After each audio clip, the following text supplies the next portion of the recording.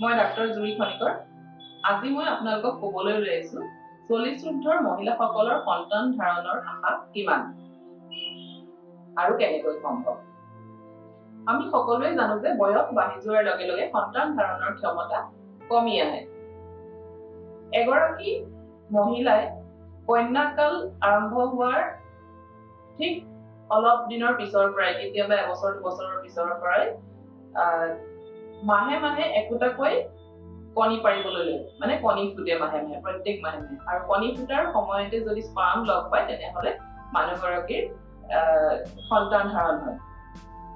আৰু এই প্ৰচেছটো সন্তান ধাৰণ কৰিব পৰা ক্ষমতাটো মানুহগৰাকীৰ গোটেই জীৱনকালত মেনোপজ হোৱাৰ ঠিক 4 বছৰমান আগলৈকে চলি থাকে।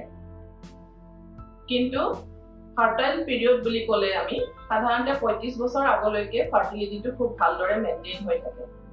মানে সন্তান ধাৰণৰ ক্ষমতাটো 35ৰ পৰা 37 বছৰ বয়সলৈকে মানুহগৰাকী লাহে লাহে কমিবলৈ আৰম্ভ কৰে, আৰু 37 বছৰৰ পিছত এই ক্ষমতাটো খুব বেছি ধৰণে কমি যায়।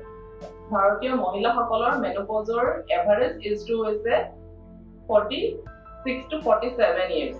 এইটো সকলোৰে কাৰণে একে নহয়, কোনোৱে 30 বছৰ বয়সতো মেনোপজ এটেইন কৰিব পাৰে বা মেনোপজৰ নিচিনা পৰিস্থিতি এটা হ'ব পাৰে, আৰু কোনোৱে 50 বছৰ বয়সতো মেনোপজ এটেইন নকৰিব পাৰে।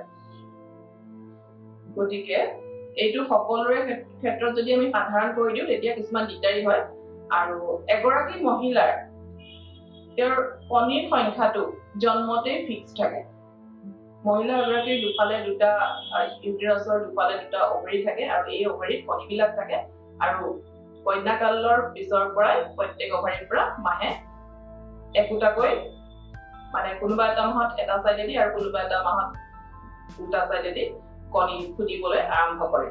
কণীৰ সংখ্যা কিমান আছে সেইটোক আমাৰ মেডিকেল সায়েন্সৰ ভাষাত অভাৰিয়ান ৰিজাৰ্ভ বুলি কোৱা হয়, আৰু এই অভাৰিয়ান ৰিজাৰ্ভটো চোৱাৰ কাৰণে আমাৰ কিছুমান পদ্ধতি আছে। এগৰাকী 40 বছৰ বা তাৰ ওপৰৰ মহিলাই যদি নেচাৰেলি কনচিভ কৰিব নোৱাৰে, তেওঁ বেছি সময় নষ্ট নকৰি সোনকালে অভিজ্ঞ ডাক্তৰৰ পৰামৰ্শ লোৱাটো উচিত, কাৰণ তেওঁৰ হয়তো যিটো অভাৰিয়ান ৰিজাৰ্ভ সেইটো কিজানি শেষ হৈ যাবলৈ ধৰিছে বা কমি আহিছে। অভাৰিয়ান ৰিজাৰ্ভ চোৱাৰ আমাৰ পদ্ধতিসমূহ হৈছে, এটা হৈছে আল্ট্ৰাচাউণ্ড, আৰু তাৰ পিছত হৈছে কিছুমান হৰমন টেষ্ট। আল্ট্ৰাচাউণ্ডত আমি মানুহগৰাকী যদি মাহেকীয়াৰ প্ৰথম ভাগত 2-3 দিন বা 4 দিন মানত আমি টেষ্ট কৰি চাওঁ, তেনেহ'লে আল্ট্ৰাচাউণ্ডত তেওঁৰ যিটো এন্ট্ৰেল ফলিকুল কাউণ্ট বুলি কয় সেইটো আমি হিচাপ কৰি চাওঁ। সেইটো যদি নৰ্মেল থাকে তেনেহ'লে তেওঁৰ অভাৰিয়ান ৰিজাৰ্ভটো ঠিকেই থকা বুলি ভাবিব পাৰি। আৰু হৰমন টেষ্টবিলাক যেনে AMH, FSH, LH এইবিলাক কৰি পেলাইও আমি গম পাওঁ যে অভাৰিয়ান ৰিজাৰ্ভ কেনেকুৱা। অভাৰিয়ান ৰিজাৰ্ভটো যদি কমি গৈছে তেনেহ'লে সেই মহিলাসকলৰ সন্তান ধাৰণ কৰিব পৰা ক্ষমতাটো খুব কমি যায়, আৰু কেতিয়াবা সন্তান ধাৰণ কৰিব পাৰে কিন্তু ডিফেক্টিভ সন্তান ধাৰণ বা এবৰ্চন ৰেটটো বহুত বাঢ়ি যায়। সেইকাৰণে যিসকলৰ 40 বছৰ উৰ্ধ হৈছে বা এৰাউণ্ড 40 হৈছে, তেওঁলোকে যদি সন্তান ধাৰণ কৰিবলৈ কিবা অসুবিধা পাইছে তেনেহ'লে সোনকালেই অভিজ্ঞ চিকিৎসকৰ ওচৰলৈ গৈ পেলাই ট্ৰিটমেণ্ট ষ্টাৰ্ট কৰিব লাগে। আৰু ইয়াৰ কাৰণে যদি মানুহগৰাকীৰ বয়সৰ কাৰণে যিটো অভাৰিয়ান ৰিজাৰ্ভটো কমি গৈছে, তেনেহ'লে আজিকালি এগ ডনেশ্যন প্ৰচেছ, মানে যেতিয়া আমাৰ ব্লাড নাথাকে, শৰীৰত ব্লাড নাথাকে, তেতিয়া আমি বেলেগৰ পৰা ৰক্তদান গ্ৰহণ কৰোঁ। আৰু ঠিক সেইদৰে কণী যদি শেষ হৈ যায় বা কণীৰ সংখ্যা খুব কমি যায় বা কোৱালিটি ভাল নাথাকে কণীবিলাকৰ, তেতিয়া আমি ডোনৰ এগ প্ৰগ্ৰেমত যাব পাৰোঁ, য'ত কম বয়সীয়া ইচ্ছুক মহিলাৰ পৰা কণীটো লৈ পেলাই সেই মহিলাগৰাকীৰ স্বামীৰ শুক্ৰাণুৰে কণীক নিষেচন কৰাই ভ্ৰূণ বনোৱা হয়। সেইটো লেবৰেটৰীত বনোৱা হয়, IVF লেবৰেটৰীত বনোৱা হয়, আৰু ভ্ৰূণটো ফৰ্ম হোৱাৰ পিছত সেই মহিলাগৰাকীৰ জৰায়ুটো প্ৰিপেয়াৰ কৰা যায়। জৰায়ুৰ বেগখন য'ত ফিউচাৰ প্ৰেগনেঞ্চিটো ডাঙৰ দীঘল হ'ব, বেগখন প্ৰিপেয়াৰ কৰি জৰায়ুত আকৌ দি দিয়া যায় এম্ব্ৰায়টো, মানে ভ্ৰূণটো সংৰূপিত কৰা যায়।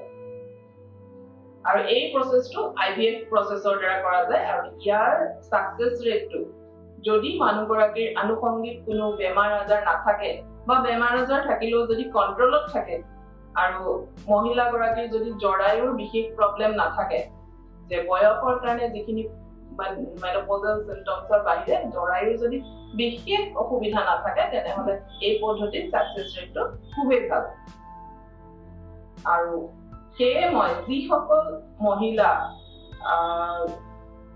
সন্তান ধাৰণৰ কাৰণে ইচ্ছুক কিন্তু বয়সৰ কাৰণে তেওঁৰ অসুবিধা হৈছে তেওঁলোকে এই পদ্ধতি অৱলম্বন কৰিলে খুব সোনকালে হাঁহিৰ মুখ দেখা পাব আৰু ভাৰত চৰকাৰে মহিলাসকলৰ কাৰণে ট্ৰিটমেন্টৰ বয়সৰ ঊৰ্ধ্বসীমা বান্ধি দিছে 50 বছৰ আৰু পুৰুষৰ কাৰণে এই সীমা 55 বছৰ অৰ্থাৎ এগৰাকী এহাল দম্পতি যাৰ বয়স মহিলাগৰাকীৰ 50 বছৰ আৰু 50 বছৰৰ তলৰ আৰু স্বামীগৰাকীৰ বয়স 55 বছৰৰ তলৰ তেওঁ এই সুবিধা প্ৰদানৰ কাৰণে আমি সদায় আগ্ৰহী